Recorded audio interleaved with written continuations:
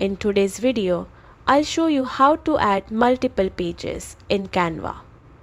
Don't forget to like and subscribe for more design tips. Start by opening your Canva project.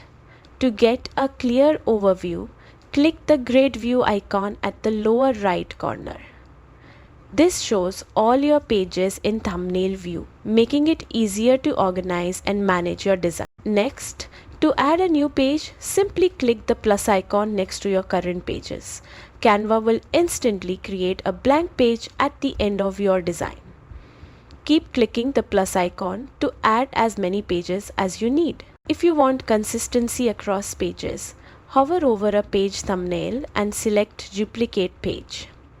This copies the layout and design elements, saving you time while keeping a cohesive look. And that's it. Using grid view and the plus icon makes adding and managing multiple pages in Canva quick and easy, perfect for presentations, ebooks, or multi-page social media campaigns. Thanks for watching.